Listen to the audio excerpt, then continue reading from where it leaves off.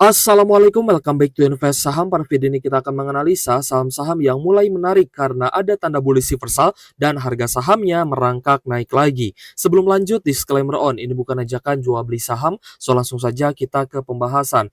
Jadi saham pertama yang akan kita analisa di video ini adalah saham JPFA guys ya.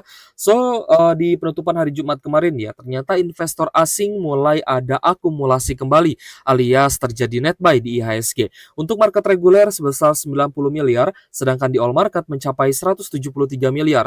Kita berharap ini akan menjadi awal dari kebangkitan saham-saham yang kita pegang, dari yang tadinya mungkin kita mengalami floating loss ataupun nyangkut ya di banyak saham, kita bisa cuan lagi dan porto bisa menghijau kembali.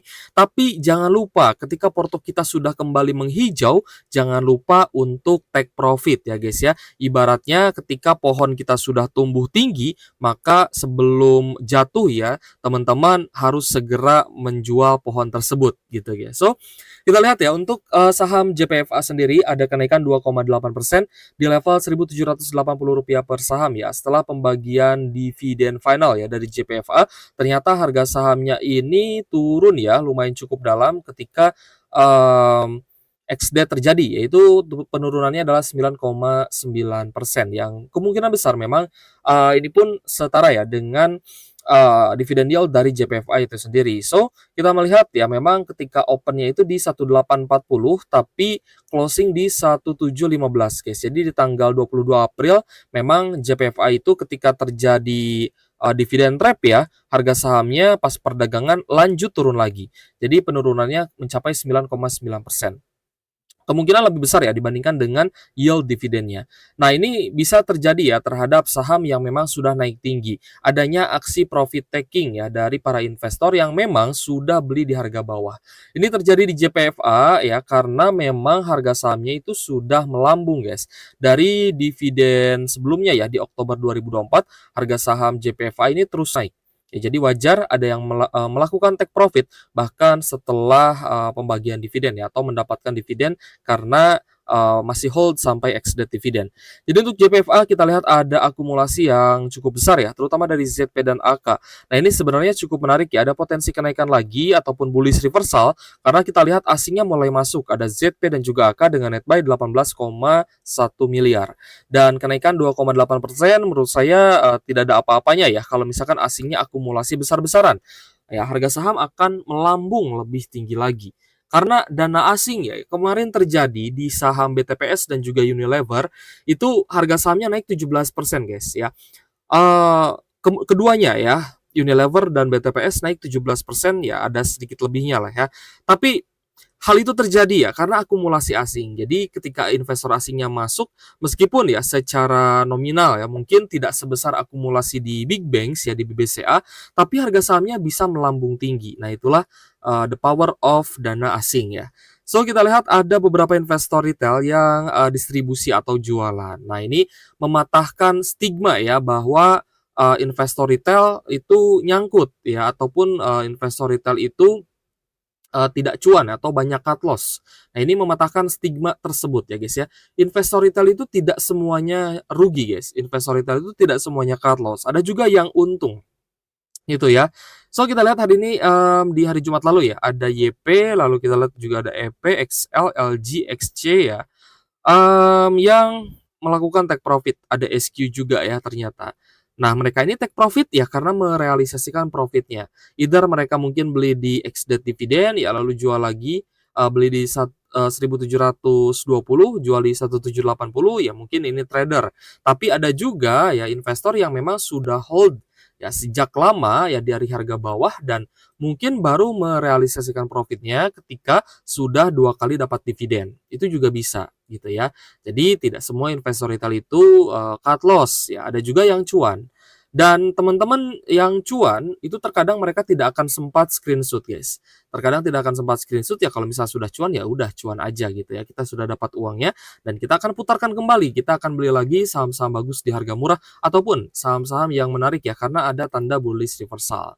Nah, teman-teman bisa lihat ya, ini lebih jelasnya lagi kita perlihatkan ke teman-teman bahwa harga saham JPFA ini kan sudah sempat naik tinggi. Beli saham di harga murah, jual di harga tinggi, jangan sampai terbalik. Ya jangan sampai FOMO beli di harga tinggi lalu nyangkut ya sampai di harga bottom. JPFA kemarin sudah naik 54,6% guys ya, dan ini terjadi di satu saham lagi yang nanti akan kita bahas. Apakah memang waktunya take profit atau tidak ya? Nanti kita akan bahas guys. Oke guys, selanjutnya saham kedua adalah GGRM. Nah, jadi sebelum lanjut ya, saya disclaimer dulu bahwa GGRM ini hanya untuk jangka pendek dan jangka menengah saja. Ya teman-teman mungkin bisa trend following ya di GGRM, teman-teman kemarin mungkin sudah ada yang buy on weakness di 8.700. Ini kan sudah cuan lumayan ya sebenarnya. Kita lihat sih sampai di 10.200 ini sudah cuan 16%-an. Ya, cuan 16%-an mungkin di atas 10% ya rata-rata ya. Tapi, kalaupun misal teman-teman masih mau lanjut hold, ini masih oke sebenarnya, karena, masih ada akumulasi terutama dari top 3 ya, ada CC, KK dan juga AK. Kita lihat akumulasi dari asing mencapai 1,6 miliar guys, untuk saham GGRM-nya. Nah, jadi GGRM ini cukup menarik, teman-teman masih bisa trend following, tapi juga harus dengan strategi yang benar. Ya, trend following itu adalah part of trading. Ya, jadi bukan investing. Kalau investing, saya rasa GGRM ini bukan saham yang cocok untuk di hold jangka panjang. Jadi teman-teman juga harus paham ya, perbedaan saham-saham. Oh, ini saham untuk investing. Oh, di saham ini saya ingin buy and sell ya. Kita buy di harga sekarang, strateginya ya silahkan pilih mau itu trend following ataupun day trade ataupun BSCP gitu ya. Silahkan pilih ya teman-teman. Nanti semisal ya harga sahamnya benar-benar naik ya, bahkan melebihi dari prediksi teman-teman ataupun dari target teman-teman. Lalu teman-teman lihat nih ya pas closing market, oh ternyata ada akumulasinya masih oke nih. Asing masuk ya terutama tanggal 9 April sampai di Jumat kemarin ya tanggal 25 April. Berarti kan akumulasinya masih menarik ya setidaknya di 2 minggu terakhir ini. Nah, jadi kalau misal teman-teman melihat akumulasinya masih bagus, oh ini masih bisa di hold nih gitu ya. Tapi kalaupun misalkan ya besok ada koreksi atau mungkin patah tren, teman-teman consider untuk take profit. Seperti itu ya. Tetap akan ada pembatasan risiko jika teman-teman menggunakan strategi trend following. Untuk GGRM, ya kita lihat ini adalah tanda bullish reversal karena harga sahamnya memang sudah turun sangat dalam. Ya bahkan GGRM ini karena bisnisnya terus turun ya, juga, kesulitan untuk bagi dividen ya. Ini dividen terakhir di Juli 2023, 2024 tidak ada dividen. Jadi ini pun juga sebenarnya mematahkan stigma ya, saham yang bagi dividen akan terus bagi dividen. Dividen itu bukan kewajiban guys. Dividen itu adalah kepentingan pengendali. Jadi kalau misalkan pengendalinya tidak ada kepentingan ambil dividen, ya dividen tidak akan dibagikan. Di GRM ini tidak ada kepentingan bagi dividen. Kenapa? Karena bisnisnya sedang tertekan. GGRM lebih membutuhkan cash itu untuk bisnisnya, bukan untuk dividen. Itu pun terjadi di saham Demas ya.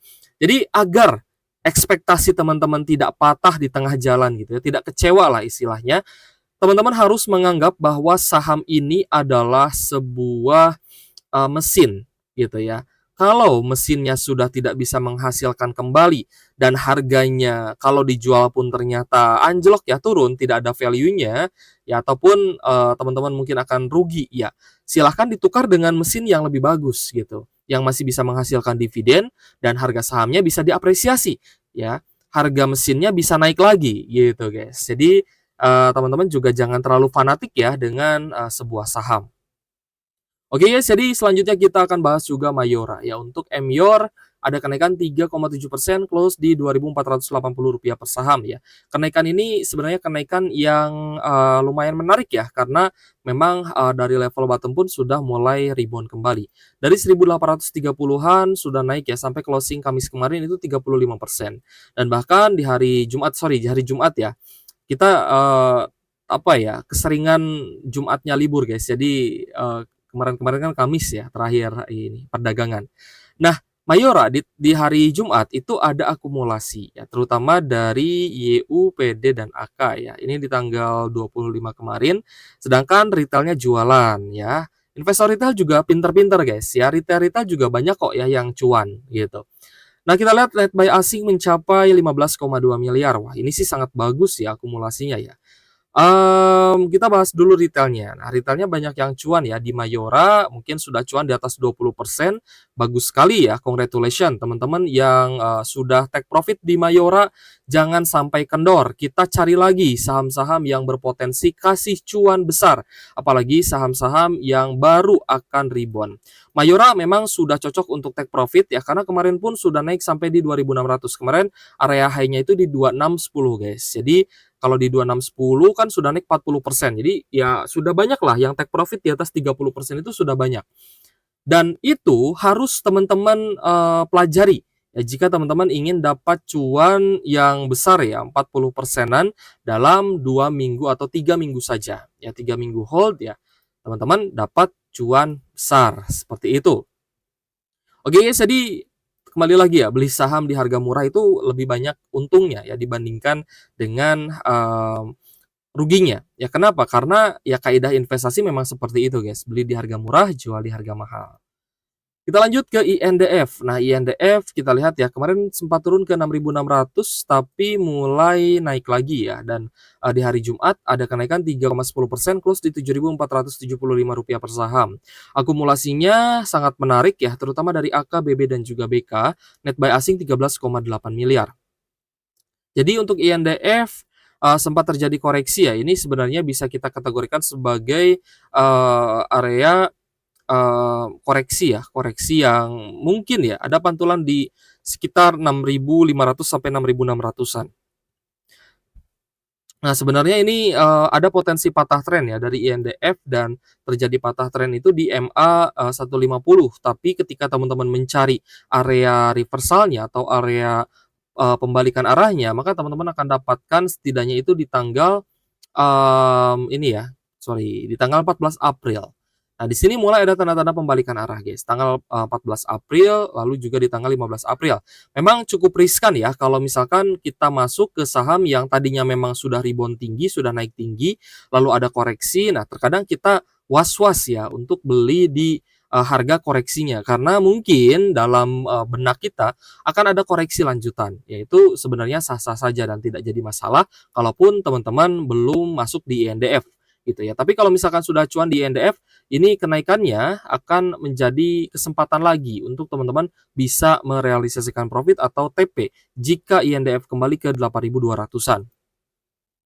Selanjutnya adalah MDKA. Nah, MDKA ini juga saham yang sempat anjlok ya. Bahkan kita lihat sempat downtrend juga. Tapi untuk MDKA perlahan mulai rebound lagi dan sudah terlihat adanya tanda bullish reversal. Untuk MDKA ada kenaikan 4,3%, close di Rp1.680 per saham. Akumulasinya juga bagus ya, terutama dari AK ya, 33,8 miliar, sehingga kita lihat ada net buy asing 20 miliar. Kita lihat juga kenaikan ya dari level bottom untuk MDK ini di 59% ya. Memang terlihat sudah naik cukup tinggi ya. Tapi sebenarnya ini belum menyentuh level tertinggi di sebelumnya, yaitu di sekitar 2.100 sampai 2.700-an. Ya belum balik lagi ke level 2000-an. Jadi sebenarnya masih ada peluang ya. Tapi kembali lagi disclaimer on, semua keputusan investasi menjadi tanggung jawab pribadi masing-masing. Oke guys, kita melihat di sini sudah banyak investor retail yang jualan. Ada PD, CC, XL, YP, XC, dan juga SQ. Artinya investor retail sudah banyak yang cuan. Ini mungkin ya, sering melihat konten kita juga ya, jadi mungkin tersadarkan ya, terevaluasi juga bahwa investasi itu ya memang harus direalisasikan profitnya, karena iklim di Indonesia itu sangat berbeda gitu ya. Jadi invest di saham Indonesia ataupun trading di saham Indonesia itu agak sedikit berbeda ya dengan di US. Ya, jadi di Indonesia itu kita harus sepintar-pintarnya ya, memanfaatkan peluang yang ada. Ketika peluangnya adalah untuk buy, maka silahkan teman-teman buy. Beli di harga murah ya, buy on weakness. Tapi kalau misalkan sudah naik ya, seperti MDK ini naik 50% lebih, maka teman-teman jangan lupa take profit. Ya, jadi selamat untuk teman-teman yang sudah take profit di MDKA di 50% lebih, bahkan mungkin ada yang mencapai 60%. Congratulations ya. Ada dari PD, CCXL, YPXC, dan juga SQ ya. Semoga investasi teman-teman ke depannya juga bisa lebih mencuankan lagi ya. Amin. Oke guys, kita lanjut ke Antam. Nah, ini pembahasan kita lagi ya. Ternyata Antam masih diakumulasi guys. Nah, tapi kita lihat ya, memang ada beberapa investor yang mulai take profit ya, karena, seperti tertahan guys di, resisten di sekitar 2190, sorry, di 1190 ya. 2190 sampai 2200. Ini seperti ada rejection guys di level tersebut. Jadi kalaupun ada tanda-tanda kenaikan lagi ke 2200, teman-teman bisa take profit secara bertahap ya. Jadi teman-teman tidak ketinggalan take profit di resistan. Kalaupun nanti take profit kedua, take profit ketiga ternyata di 2100, itu tidak masalah gitu ya. Karena kita tidak ada yang tahu di mana area tertinggi dan area terendah sebuah saham. Tapi ya kita lihat ya tadi, JPFA pun memang sudah naik 54% dan banyak yang take profit. Begitupun juga dengan Antam ya, karena naiknya sudah 50% lebih, jadi sudah banyak investor juga yang take profit. Jangan sampai teman-teman bagian cuci piringnya, jangan sampai teman-teman bagian nyangkut di harga tingginya. Ya kalian harus bisa membuat investasi teman-teman itu cuan. Kalian harus bisa membuat investasi pribadi masing-masing yaitu bisa cuan. Ya kalau tidak cuan buat apa investasi gitu guys ya. So untuk Antam, ya ini sebenarnya saham yang cukup menarik ya, tapi lagi-lagi semua keputusan investasi jadi tanggung jawab pribadi masing-masing. Oke guys, jika ada requestan untuk di weekend kali ini silahkan tuliskan requestan teman-teman di kolom komentar ya. Terima kasih sudah menonton, thank you for watching, see you on the next video. Wassalamualaikum warahmatullahi wabarakatuh.